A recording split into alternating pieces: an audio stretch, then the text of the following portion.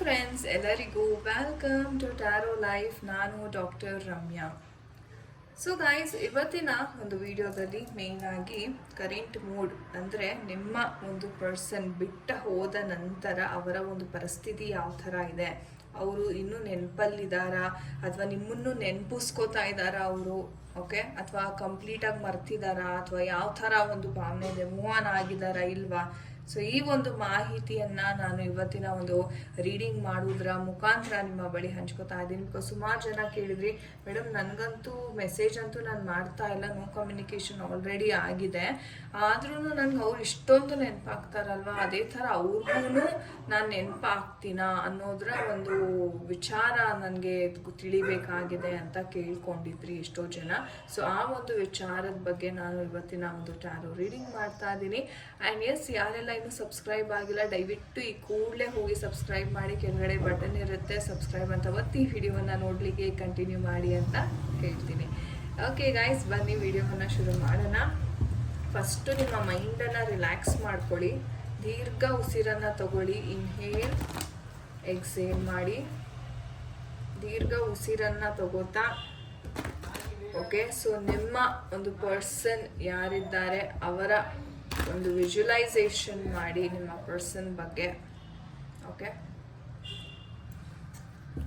ನೋಡೋಣ ಅವರ ಒಂದು ಎನರ್ಜೀಸ್ ಯಾವ ಥರ ಇರುತ್ತೆ.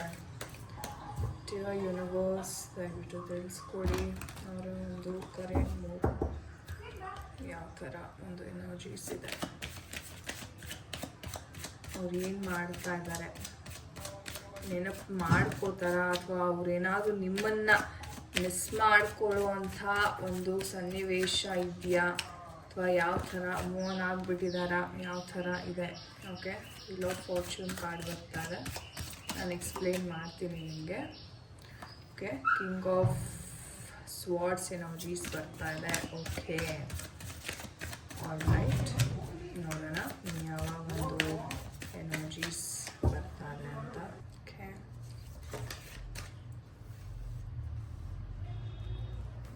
ರೈಟ್, ಹಾಗೆ ನಾನು ಫ್ಯೂಚರ್ ಎನರ್ಜೀಸ್ನ ಸಹ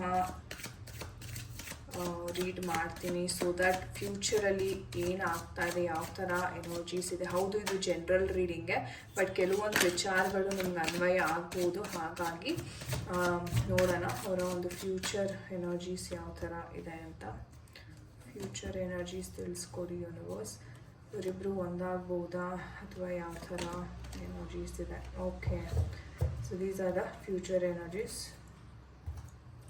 ಸೊ ಗೈಸ್, ಈ ಒಂದು ಎನರ್ಜೀಸ್ನ ನೋಡೋದಾದರೆ, ಕರೆಂಟ್ ಸಿಚುವೇಶನ್ ಯಾವ ಥರ ಇದೆ ಅಂದರೆ, ನೋ ಕಮ್ಯುನಿಕೇಷನ್ ಝೋನಲ್ಲಿ ಇದ್ರೂ ನಿಮ್ಮ ಪರ್ಸನ್ಗೆ ಏನಪ್ಪ ಅಂದರೆ ಡುವಲ್ ಮೆಂಟಾಲಿಟಿ ಮೈಂಡ್ಸೆಟ್ ನಡೀತಾ ಇದೆ ಅಂತ ಹೇಳ್ಬೋದು. ಸೊ ಯಾವ ಥರ ಅಂತಂದರೆ, ಇವ್ರಿಗೆ ಅನ್ನಿಸ್ತಾ ಇದೆ ಇಲ್ಲ ನನ್ನ ಜೀವನದಲ್ಲಿ ಪ್ರೀತಿ ಮುಖ್ಯ ಅಂತ ಕೆಲವೊಮ್ಮೆ ಅನಿಸುತ್ತೆ, ಆಮೇಲೆ ಇಮಿಡಿಯೇಟಾಗಿ ಅನಿಸುತ್ತೆ ಇಲ್ಲ ನನ್ನ ಜೀವನದಲ್ಲಿ ನನ್ನ ಈಗೋನೇ ಮುಖ್ಯ, ನನ್ನ ತನ ಅನ್ನೋದೇ ನನಗೆ ಮುಖ್ಯ ಅಂತ ಇನ್ನೊಂದು ಕಡೆ ಅವ್ರಿಗೆ ಒಂಥರ ಮೈಂಡ್ ಹೋಗ್ತಾ ಇದೆ ಅಂತಲೇ ಹೇಳ್ಬೋದು. ಅಂದರೆ ಇಲ್ಲಿ ಏನಾಗ್ತಾ ಇದೆ ಅಂತಂದರೆ, ಕಾಲಚಕ್ರ ಅಂತಕ್ಕಂಥದ್ದು ತಿರುಗಲೇಬೇಕು ವೀಲ್ ಆಫ್ ಫಾರ್ಚೂನ್ ಬಂದಿರೋದ್ರಿಂದ. ಅಂದರೆ ಒಳ್ಳೇದಾಗಿರ್ಬೋದು ಕೆಟ್ಟದಾಗಿರ್ಬೋದು, ಅದು ಕಾಲಚಕ್ರದಂತೆ ತಿರುಗ್ತಾ ಇರಬೇಕು ಆ್ಯಂಡ್ ಅದು ಮೂವ್ ಆನ್ ಆಗ್ತಾನೆ ಇರಬೇಕು. ಆ್ಯಂಡ್ ಕಲಿಯುವಂಥ ಪಾಠಗಳು ಇನ್ನೂ ತುಂಬಾ ಇದೆ ಅಂತ ಹೇಳ್ಬೋದು. ನಿಮ್ಮ ಒಂದು ಪರ್ಸನಿನ ವಿಚಾರ ನೋಡೋದಾದರೆ, ಅವರು ಕಲಿಯುವಂಥ ವಿಚಾರಗಳು ಇನ್ನೂ ಇದೆ. ಅಂದರೆ ಆ ಸೋಲ್ ಏನಿದೆ ಅಲ್ಲ, ನಿಮ್ಮ ಪರ್ಸನಿನ ಸೋಲ್ಗೆ ಇನ್ನೂ ಮೆಚುರಿಟಿ ಅಂತಕ್ಕಂಥದ್ದು ಇನ್ನೂ ಬಂದಿಲ್ಲ.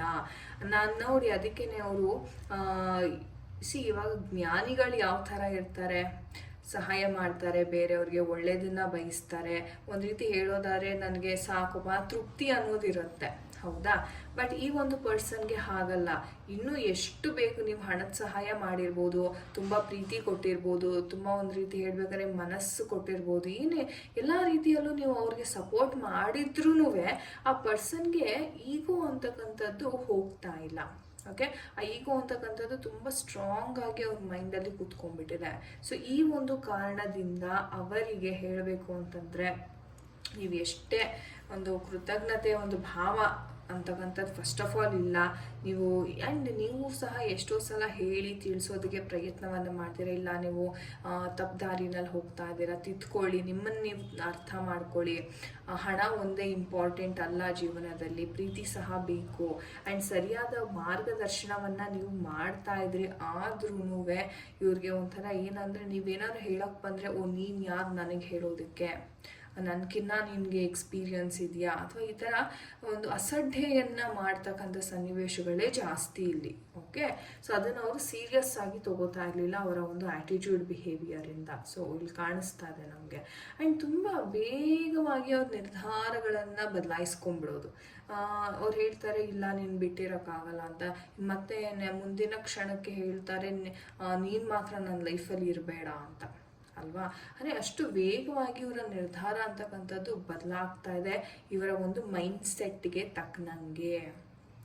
ಇದು ಬಹಳ ಮುಖ್ಯವಾದ ವಿಚಾರ. ಹಾಗೆ ಒಂಥರ ಹೇಳಬೇಕಂದ್ರೆ ತುಂಬ ಕ್ರಿಟಿಕಲ್ ವಿಚಾರ ಕೂಡ. ಯಾಕಂದರೆ ಯಾವಾಗ ಯಾರ ಮನಸ್ಸು ಅವರ ಹತೋಟಿಯಲ್ಲಿರಲ್ಲ ಅಥವಾ ಅವರ ಒಂದು ಕಂಟ್ರೋಲಲ್ಲಿ ಇರಲ್ಲ, ಅವಾಗ ತುಂಬ ಮಿಸ್ಟೇಕ್ಸ್ ಅದೇ ಹೇಳೋದು, ಕಲಿಯುವಂಥದ್ದು ಬಹಳ ಇದೆ. ವೀಲ್ ಆಫ್ ಫಾರ್ಚೂನ್ ಬಂದಿರೋದ್ರಿಂದ ಇದು ಒಂದು ಒಳ್ಳೆ ಕಾರ್ಡ್ ಅಂತ ಹೇಳ್ತಾರೆ ಎಷ್ಟೋ ಜನ, ಒಪ್ಕೋತೀನಿ. ಆದರೆ ಪಾಠ ಕಲಿಸುವಂತಹ ಕಾರ್ಡ್ ಸಹ ಆಗಿದೆ, ಇದು ಎಷ್ಟೋ ಜನಕ್ಕೆ ಗೊತ್ತಿಲ್ಲ. ಓಕೆ, ಸೊ ಹಾಗಾಗಿ ನೀವೇನೇ ಒಂದು ವಿಚಾರಗಳಿದ್ರೂ ಅದಕ್ಕೆ ಸಂಪೂರ್ಣ ಮಾಹಿತಿ ತಿಳ್ಕೊಳ್ದೇನೆ ರಿಯಾಕ್ಟ್ ಮಾಡಿಬಿಡ್ತಾರಲ್ಲ, ಅದು ಬಹಳ ತಪ್ಪು. ಸೊ ರಿಯಾಕ್ಟ್ ಮಾಡಬಾರ್ದು ಇಮಿಡಿಯೇಟಾಗಿ, ಅದನ್ನೇ ನಾನು ಹೇಳೋದು. ಏನೇ ಒಂದು ವಿಚಾರ ಇದ್ರೂ ಪರಿಶೀಲನೆ ಮಾಡಬೇಕು ಫಸ್ಟು. ಕೆಲವ್ರಿಗೆ ಏನು ಅನಿಸುತ್ತೆ, ಓಕೆ ಇವ್ರೇನು ಹೇಳೋದು, ಇವ್ರಿಗೇನು ಅಷ್ಟು ಎಕ್ಸ್ಪೀರಿಯನ್ಸ್ ಇದೆಯಾ ಅಂತ ಕೇಳ್ತಾರೆ. ಎಕ್ಸ್ಪೀರಿಯನ್ಸು ದೇಹಕ್ಕೆ ಅಲ್ಲ, ಸೋಲ್ಗೆ ಆಗಿರ್ತಕ್ಕಂಥದ್ದು. ಸೊ ಸೋಲ್ ಏನು ಎಕ್ಸ್ಪೀರಿಯನ್ಸ್ ಮಾಡಿದೆ ಅದು ಇವ್ರ ಸೋಲ್ಗಿಂತ ತುಂಬ ಹಳೆಯದು. ಓಕೆ, ತುಂಬ ಎಕ್ಸ್ಪೀರಿಯನ್ಸ್ ಇರ್ತಕ್ಕಂಥದ್ದು. ಅದಕ್ಕೆ ಅಲ್ವಾ ನಾವು ಹೇಳ್ತೀವಿ 7 ವರ್ಷಕ್ಕೆ ಒಬ್ಬರು ಭಗವದ್ಗೀತೆನ ಎಷ್ಟು ಸ್ಪಷ್ಟವಾಗಿ ಓದೋದಕ್ಕೆ ಶುರು ಮಾಡ್ತಾರೆ ಅಂತ. ಅದು ಯಾವ ಥರ ಬರ್ತೇನೆ, ಅವರು ಒಂದು ಪಾಸ್ಟ್ ಅವರ ಒಂದು ಸೋಲ್ ಏನಿದೆ ತುಂಬ ಜನ್ಮದಿಂದ ಎಕ್ಸ್ಪೀರಿಯನ್ಸ್ ಆಗಿ ಬಂದಿರತಕ್ಕಂಥದ್ದು. ವಯಸ್ಸು ಬಿಟ್ಟುಬಿಡಿ, ದೇಹಕ್ಕೆ ವಯಸ್ಸಿದೆ, ಅರೆ ಮನಸ್ಸಿಗೆ ಅಲ್ಲ, ಆತ್ಮಕ್ಕಲ್ಲ. ಅದು ಕಲಿಬೇಕು. ಸೊ ನಿಮ್ಮ ಪರ್ಸನ್ ಸಹ ಇನ್ನೂ ಕಲಿಯುವಂಥ ವಿಚಾರಗಳು ಸಾಕಷ್ಟು ಇದೆ. ಆದರೆ ಇಲ್ಲಿ ಪ್ರಶ್ನೆ ಏನಪ್ಪ ಅಂದರೆ, ಕಲಿತಾರಾ? ಫ್ಯೂಚರ್ ಕಾರ್ಡ್ಸ್ನ ನೋಡೋಣ ಯಾವ ಥರ ಇದೆ ಅಂತೆ. ಖಂಡಿತ ಅವ್ರಿಗೆ ಒಂದು ಅವಕಾಶ ಸಿಗ್ತಾ ಇದೆ, ಒಂದು ಗುರುಗಳಿಂದನೇ ಸಿಗ್ತಾ ಇದೆ ಅವಕಾಶ.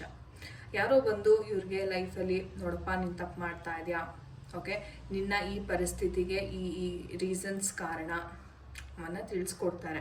ಅವ್ರು ಏನು ಮಾಡಬೇಕಂದ್ರೆ ಇದನ್ನು ಕರೆಕ್ಟಾಗಿ ಅರ್ಥ ಮಾಡಿಕೊಂಡು ಅವರು ಸರಿಯಾದ ದಾರಿಯಲ್ಲಿ ನಡೆದಿದ್ದೇ ಆದಲ್ಲಿ ಇವರ ಕನಸು, ಆಸೆ, ಆಕಾಂಕ್ಷೆಗಳು, ನಿಮ್ಮ ಕನಸು ಆಕಾಂಕ್ಷೆಗಳು ಎಲ್ಲವೂ ಈಡೇರುತ್ತೆ. ಲೈಫಲ್ಲಿ ಬ್ಯಾಲೆನ್ಸ್ ಅಂತಕ್ಕಂಥದ್ದನ್ನು ಇವ್ರು ನೋಡ್ತಾರೆ. ಇವ್ರಿಗೆ ಏನು ಬೇಕೋ ಅದು ಮ್ಯಾನಿಫೆಸ್ಟ್ ಮಾಡ್ತಾರೆ. ಇದು ಏನಪ್ಪ ಅಂದರೆ, ಇದನ್ನು ಚಕ್ರ ಬ್ಯಾಲೆನ್ಸಿಂಗ್ ಕಾರ್ಡ್ ಅಂತಾನು ನಾವು ಹೇಳ್ತೀವಿ ಅಲ್ವಾ.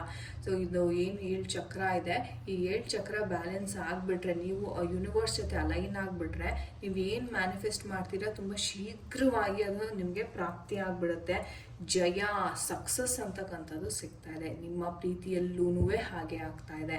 ಈ ವ್ಯಕ್ತಿ ಕೊಟ್ಟಿರ್ತಕ್ಕಂಥ ಅಥವಾ ಇಲ್ಲಿ ಸಿಗುವಂಥ ಅವಕಾಶ, ಸ್ವಲ್ಪ ತಾಳ್ಮೆಯಿಂದ ಈ ಅವಕಾಶವನ್ನು ಸ್ವೀಕಾರ ಮಾಡಿದ್ದೇ ಆದಲ್ಲಿ ಅವ್ರಿಗೆ ಜೀವನದಲ್ಲಿ ತುಂಬ ಅದ್ಭುತವಾದ ಮಿರಾಕಲ್ಸ್ ಅಂತಕ್ಕಂಥದ್ದು ನಡೆಯುತ್ತೆ.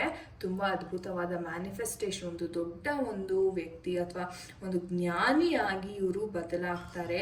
ಒಂದು ಸಕ್ಸಸ್ ಅಂತಕ್ಕಂಥದ್ದು, ಒಂದು ಪರಿಪೂರ್ಣತೆ ಅಂತಕ್ಕಂಥದ್ದು ಇವರ ಲೈಫಲ್ಲಿ ಸಹ ಇಲ್ಲಿ ಸಿಗ್ತಾ ಇದೆ. ಸೊ ಇದು ಫ್ಯೂಚರ್ ಎನರ್ಜೀಸ್. ಫ್ಯೂಚರಲ್ಲಿ ಅವಕಾಶ ಖಂಡಿತ ಸಿಗುತ್ತೆ, ಆದರೆ ಅದನ್ನು ಎಷ್ಟರ ಮಟ್ಟಿಗೆ ಅವರು ಉಪಯೋಗಿಸ್ಕೋತಾರೆ ಅನ್ನೋದು ಅವರ ಮೈಂಡ್ಸೆಟ್, ಅವರ ಕರ್ಮದ ಮೇಲೆ ಅದು ನಿಂತಿರುತ್ತೆ.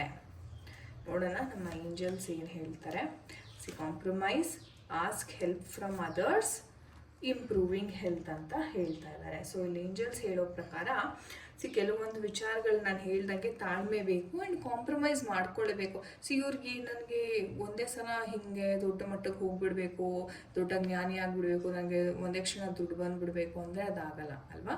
ಅವರ ಒಂದು ಪರಿಸ್ಥಿತಿಗೆ ಅನುಗುಣವಾಗಿ ಅವರು ಕಾಂಪ್ರಮೈಸ್ ಮಾಡಿ ಒಂದೊಂದೇ ಹೆಜ್ಜೆಯನ್ನು ಇಡ್ತಾ ಹೋಗಬೇಕು. ನಿಮ್ಮ ಲೈಫಲ್ಲೂ ಅಷ್ಟೇ ನೀವು ಸಹ ಕಾಂಪ್ರಮೈಸ್ ಆಗಬೇಕು ಈ ಒಂದು ಪ್ರೀತಿ ವಿಚಾರದಲ್ಲಿ. ಯಾಕಂದರೆ ಕೆಲವೊಂದು ವಿಚಾರಗಳು ಎಲ್ಲ ರೀತಿಯಲ್ಲೂ ನಿಮಗೆ ಒದಗಿ ಬರಲ್ಲ. ಓಕೆ, ಆ್ಯಂಡ್ ಅದಕ್ಕೆ ಪೇಷನ್ಸಿಂದ ನೀವು ಮ್ಯಾನಿಫೆಸ್ಟ್ ಮಾಡಬೇಕಾಗತ್ತೆ ಅಲ್ವಾ. ಮ್ಯಾನಿಫೆಸ್ಟೇಷನ್ ಕಾರ್ಡ್ ಸಹ ಬಂದಿದೆ ನೋಡಿ. ನೀವು ಮ್ಯಾನಿಫೆಸ್ಟೇಷನ್ ಮಾಡಬೇಕು, ಚಕ್ರಾಸ್ನ ಅಲೈನ್ ಮಾಡ್ಕೊಂಡು ಮಾಡಬೇಕು ನೀವು ಮ್ಯಾನಿಫೆಸ್ಟೇಷನ್, ಅವಾಗ ಸಕ್ಸಸ್ ಸಿಗುತ್ತೆ ಅಂತ ಬರ್ತಾ ಇದೆ. ಫ್ಯೂಚರ್ ಎನರ್ಜೀಸಲ್ಲಿ ಇದೆಲ್ಲ ತೋರಿಸುತ್ತೆ, ಆದರೆ ನೀವು ಆ್ಯಕ್ಷನ್ ತೊಗೊಂಡಿಲ್ಲ ಅಂದರೆ ಇದು ಯಾವುದೂ ಆಗಲ್ಲ. ನಾನು ಇದನ್ನೇ ಹೇಳೋದು. ಫ್ಯೂಚರ್ ಎಷ್ಟು ಅದ್ಭುತವಾಗಿ ಭಗವಂತ ನಿಮಗೆ ಡೆಸ್ಟಿನಿನಲ್ಲಿ ಇಷ್ಟೆಲ್ಲ ಕೊಟ್ಟಿದ್ದಾನೆ, ಆದರೆ ನೀವು ಸರಿಯಾದ ಸಮಯಕ್ಕೆ ಸರಿಯಾದ ಅವಕಾಶನ ಉಪಯೋಗಿಸಿ ನೀವು ಆ್ಯಕ್ಷನ್ ತೊಗೊಳ್ದೇ ಇದ್ದರೆ, ನಿರ್ಧಾರಗಳನ್ನು ಆನ್ ಟೈಮ್ ತೊಗೊಳ್ದೇ ಇದ್ದರೆ ಇದೆಲ್ಲ ಮಿಸ್ ಆಗಿಬಿಡುತ್ತೆ. ಎಚ್ಚರ ವಹಿಸಿ. ಆ್ಯಂಡ್ ನಿಮ್ಮ ಪರ್ಸನ್ನು ಅಷ್ಟೇ, ಅವ್ರಿಗೇನಾದರೂ ಸಹಾಯ ಬೇಕು ಅಂದರೆ ಏಂಜಲ್ಸ್ ಅದು ಹೇಳ್ತಾ ಇದ್ದಾರೆ, ಕೇಳಿ ಸಹಾಯ, ಬೇರೆಯವರಿಂದ ಸಹಾಯ ಸಿಗುತ್ತೆ ನಿಮಗೆ. ಆ್ಯಂಡ್ ನಿಮ್ಮ ಹೆಲ್ತ್ ಸಹ ಇಂಪ್ರೂವ್ ಆಗುತ್ತೆ. ನೀವು ಚಕ್ರ ಅಲೈನ್ ಮಾಡ್ತಾ ಮಾಡ್ತಾ ಮಾಡ್ತಾ ನಿಮ್ಗೆ ಇರ್ತಕ್ಕಂಥ ಹೆಲ್ತ್ ಇಶ್ಯೂಸ್ ಎಲ್ಲ ಇಂಪ್ರೂವ್ ಆಗುತ್ತೆ. ಎಲ್ಲ ಒಂದು ಒಳ್ಳೆಯ ರೀತಿಯಲ್ಲೇ ಹೋಗುತ್ತೆ. ಇದು ನಿಮ್ಮ ಕರೆಂಟ್ ಸಿಚುವೇಶನ್ನ ನೀವು ಕಾಂಪ್ರಮೈಸ್ ಮಾಡ್ಕೊಂಡು ಅರ್ಥ ಮಾಡ್ಕೊಂಡು ನಡೀರಿ. ಎಂಥ ಬ್ಯೂಟಿಫುಲ್ ಮೆಸೇಜ್ ಅಲ್ವಾ. ಥ್ಯಾಂಕ್ ಯು ಏಂಜಲ್ಸ್ ಅಂತ ಖಂಡಿತ ಕಮೆಂಟ್ ಸೆಕ್ಷನಲ್ಲಿ ತಿಳಿಸಿ. ಆಲ್ ರೈಟ್, ಗೈಸ್, ಇದಾಗಿತ್ತು ಇವತ್ತಿನ ಒಂದು ರೀಡಿಂಗ್. ಐ ಹೋಪ್ ನಿಮಗೆ ಇಷ್ಟ ಆಗಿದೆ ಅನ್ಕೋತೀನಿ. ಯಾರ ಜೊತೆ ಎಲ್ಲ ಇದು ಕನೆಕ್ಟ್ ಆಯಿತು ಖಂಡಿತ ಕಮೆಂಟ್ ಸೆಕ್ಷನಲ್ಲಿ ದಯವಿಟ್ಟು ತಿಳಿಸಿ. ಪರ್ಸ್ನಲ್ ರೀಡಿಂಗ್ ಬೇಕಿದ್ರೆ ಡಿಸ್ಕ್ರಿಪ್ಷನ್ ಬಾಕ್ಸಲ್ಲಿ ಆಫೀಸ್ ಕಾಂಟ್ಯಾಕ್ಟ್ ನಂಬರ್ ಇರುತ್ತೆ, ಖಂಡಿತ ಕಾಂಟ್ಯಾಕ್ಟ್ ಮಾಡಿ ಅಂತ ಹೇಳ್ತಾ. ಆ್ಯಂಡ್ ಇದು ಒಂದು ತುಂಬ ಜೆನ್ಯೂನ್ ಟ್ಯಾರೋ ಕಾರ್ಡ್ ರೀಡಿಂಗ್ ಆಗಿರುತ್ತೆ, ಬಿಕಾಸ್ ನಾನು ಇಂಟರ್ನ್ಯಾಷನಲಿ ಸರ್ಟಿಫೈಡ್ ಆಗಿರ್ತಕ್ಕಂಥ ಒಂದು ಟ್ಯಾರೋ ಕಾರ್ಡ್ ರೀಡರ್ ನಾನು. ಹಾಗೆ PhD ಸಹ ನಂದು ಟ್ಯಾರೋ ಕಾರ್ಡ್ ರೀಡಿಂಗಲ್ಲಿ ಕಂಪ್ಲೀಟ್ ಆಗಿದೆ. ಎನರ್ಜೀಸ್ನ ಹೇಗೆ ಪಿಕ್ ಮಾಡಬೇಕು, ಯಾವ ಥರ ಜೆನ್ಯೂನ್ ಆಗಿ ರೀಡಿಂಗ್ ಮಾಡಬೇಕು ಅನ್ನೋ ಒಂದು ವಿದ್ಯೆಯನ್ನು ನಾವು ಪರಿಪೂರ್ಣವಾಗಿ ಕಲ್ತಿರೋದ್ರಿಂದಾನೇ ನಮಗೆ ಇಷ್ಟು ಒಳ್ಳೆ ಅಕ್ಯುರೇಟ್ ಆಗಿ ಟ್ಯಾರೋ ಕಾರ್ಡ್ ರೀಡಿಂಗ್ ಮಾಡೋದಕ್ಕೆ ಸಾಧ್ಯ. ಹಾಗಾಗಿ ಜೆನ್ಯೂನ್ ಟ್ಯಾರೋ ಕಾರ್ಡ್ ರೀಡರ್ ಹತ್ರ ಮಾತ್ರ ನೀವು ಟ್ಯಾರೋ ರೀಡಿಂಗ್ ಮಾಡಿಸಿ. ದಯವಿಟ್ಟು ಫೇಕ್ ರೀಡರ್ಸ್ ಹತ್ರ ಹೋಗಿ ನಿಮ್ಮ ಹಣವನ್ನು ಕಳ್ಕೋಬೇಡಿ. ತಪ್ಪಾಗಿದ್ರೆ ಕ್ಷಮಿಸಿ, ಪ್ರೋತ್ಸಾಹವನ್ನು ಇದೇ ಥರ ಮಾಡ್ತಾ ಇರಿ ಎಲ್ಲರಿಗೂ ಅಂತ ಹೇಳ್ತಾ ನಮಸ್ತೆ, ಹರೇ ಕೃಷ್ಣ.